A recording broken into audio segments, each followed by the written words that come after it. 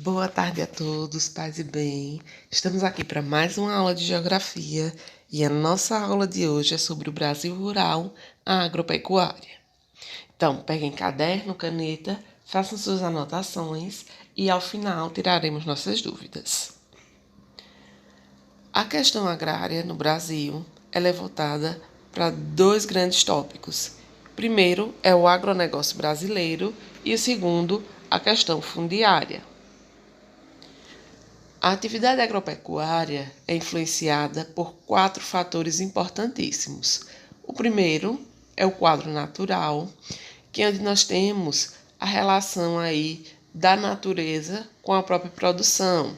Então, vamos ver relevo, clima, vegetação nesse quadro natural. Já o quadro humano são as relações de trabalho que existem na agropecuária. Então, nós vamos ver se temos um patrão com vários empregados, se esses empregados são com uma boa qualificação profissional ou não, se é uma relação de trabalho familiar. Então, essa relação desse quadro humano, ela vai diferenciar de acordo com a atividade agropecuária. Terceiro, nós temos o quadro econômico, que são principalmente os investimentos tecnológicos. Então, nós vamos ver se nessa área nós temos, por exemplo, o investimento em maquinários, em desenvolvimento de tecnologias naquela região, e a partir daí nós vamos ter uma melhoria dessa nossa agropecuária. E a demanda de mercado, que é o estímulo à produção, onde se tem uma demanda maior do mercado, automaticamente eu vou aumentar muito minha produção. Se tem uma demanda menor de mercado, eu vou diminuir a minha produção. A combinação desses fatores resulta no sistema de produção definido pelo grau de produtividade e modo de produção, que aí são modo extensivo e intensivo. O modo extensivo é como se fosse um modo mais aberto, mais largado, onde nós vamos ter uma baixa qualidade das terras, mão de obra desqualificada, técnicas tradicionais e baixa produtividade. E o modo intensivo, nós temos o investimento em tecnologias, técnicas mais modernas e alta produtividade.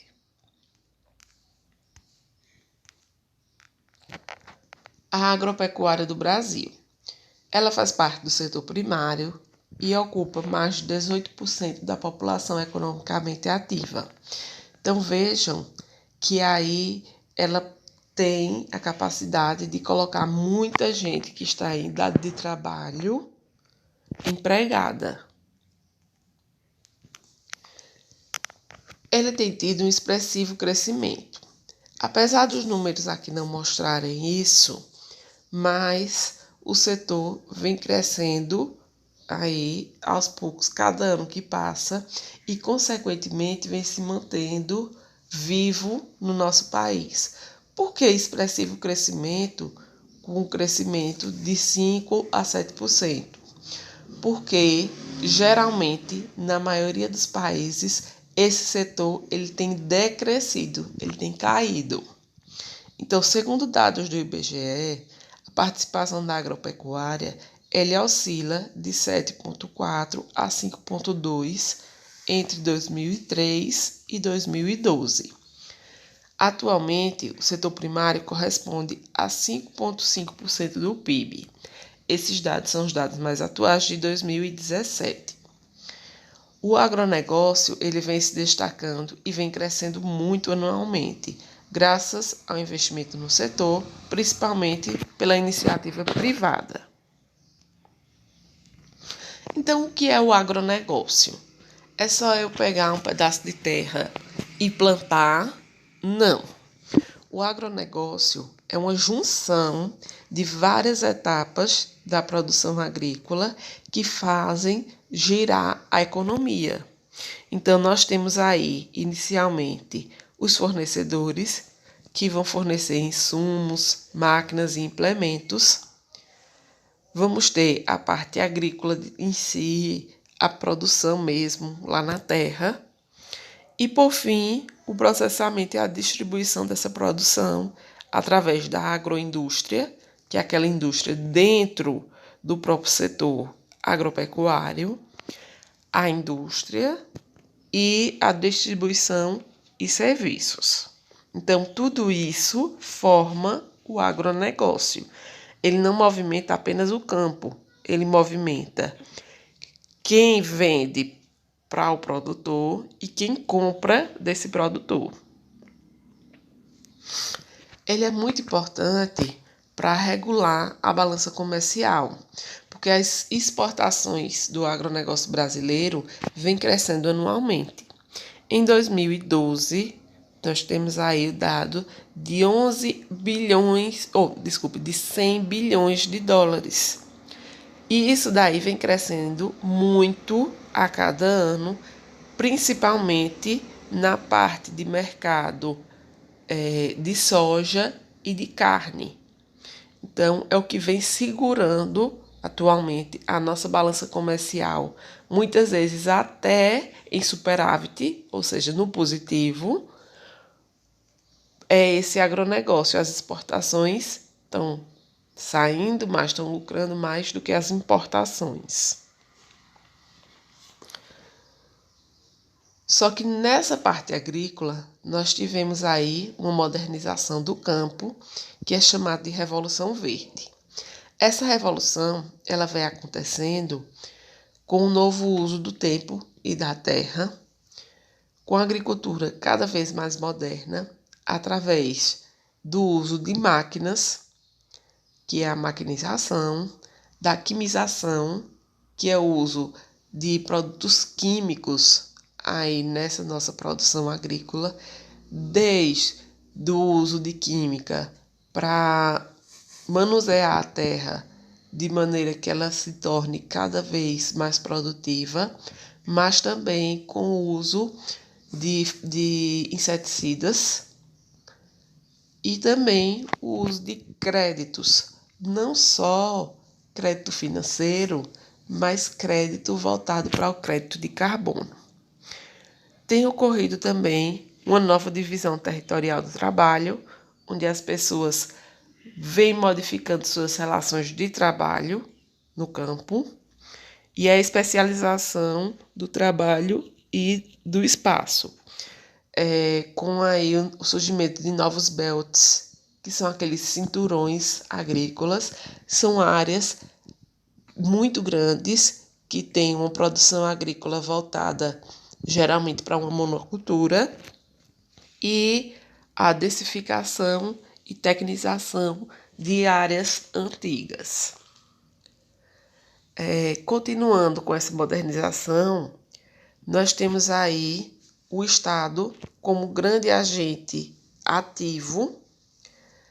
Nós temos a expansão da fronteira agrícola com as frentes pioneiras, juntando as empresas, o poder público e os colonos, e a expansão das áreas de cultivo de gênero, de exportação, energia e matéria-prima industrial, em detrimento aos gêneros alimentícios. Essa Revolução Verde, ela não traz apenas benefícios, mas existem alguns problemas voltados a ela, que é a expansão da monocultura. Então, aí nós vamos ter uma única produção. Então, isso daí pode acarretar alguns problemas, como também a expansão dos latifúndios, causando a vulnerabilidade da agricultura familiar. Então, os grandes produtores começam a comprar todos aqueles terrenos de pequenos sítios de agricultura familiar. Isso daí vai causando intenso êxodo rural e um impacto ambiental muito grande, porque várias áreas de floresta estão sendo derrubadas justamente para essa produção cada vez maior. Com relação à estrutura fundiária, ela forma como a forma como se distribui a terra em relação à posse, à área e ao seu uso. A nossa estrutura fundiária, ela é seletiva, desequilibrada e de difícil acesso às tecnologias. Ela tem como característica ser tradicional, conservadora e socialmente excludente, e tem uma grande disparidade entre as regiões. A estrutura fundiária brasileira é altamente concentradora. Um número reduzidíssimo de propriedades detém a grande maioria das terras. Apesar de certa desconcentração nos últimos anos, o desequilíbrio ainda permanece muito grande. Então, nós temos aí dados de 2006, onde nós temos áreas, por exemplo, menos de 10 hectares, nós temos aí o percentual de 31% dos estabelecimentos e é apenas 3% da área ocupada.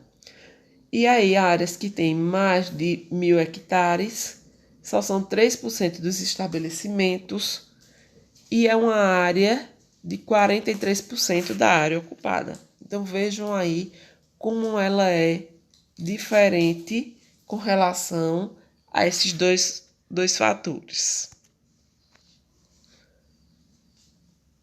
A terra de trabalho versus a terra de capital.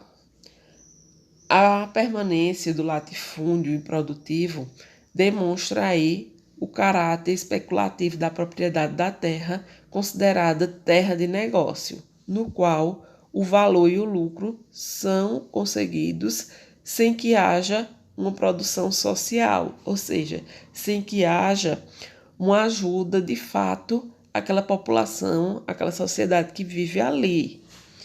Então, nós temos aí as áreas que são produtivas, as áreas que são não produtivas e o que são considerados como minifúndios e não classificados. Vejam que em todas as áreas, a grande parte da área não produtiva é muito grande. Reação à concentração fundiária. A histórica dificuldade de acesso à terra levou à formação de vários movimentos sociais que reivindicam a reforma agrária.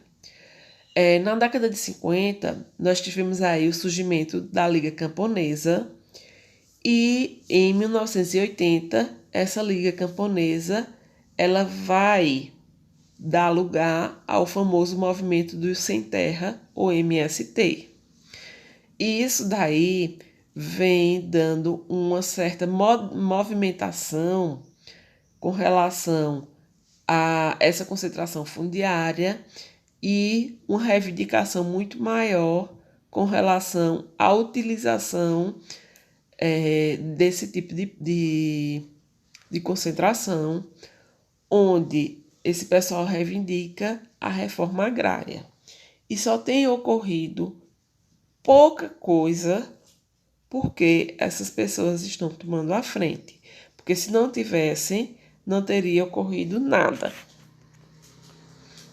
Então, o que é que vai haver com relação a esses protestos? Ocorrem sempre conflitos de terra.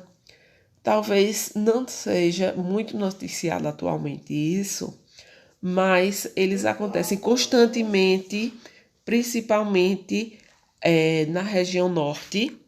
Nós temos aí a militarização da questão, voltado principalmente para pessoas cada vez mais armadas e buscando guerra, literalmente falando, contra produtores e pessoas que queiram dominar aquela terra para fazer uma reforma agrária. Os conflitos, eles vão aparecer aí, principalmente na borda da fronteira agrícola, onde a maior parte ocorre na região do Pará. Então, observem aí no mapa que acontece principalmente na região norte e o Pará é o foco principal disso. Esses conflitos de terra deixam dezenas de mortos todos os anos e, geralmente, essas mortes são pelo alto índice de violência das pessoas. Além disso, eles também acontecem principalmente porque as pessoas não querem vender seus terrenos e os grandes latifundiários acabam querendo comprá-los a pulso. As pessoas não vendem e eles vão lá e matam essas pessoas.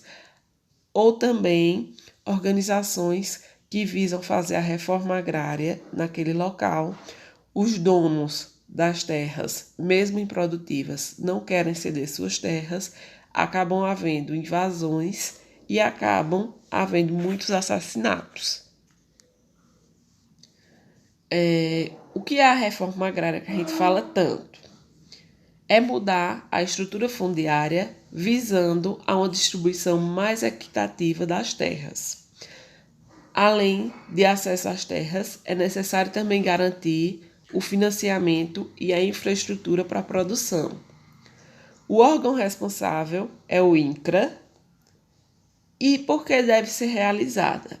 Para reduzir o êxodo rural, combater a fome e reduzir a violência no campo e, consequentemente, na cidade. Porque se as pessoas saem do campo para ir para a cidade sem emprego, sem local para ficar, acaba se tornando cada vez mais marginalizadas essas pessoas.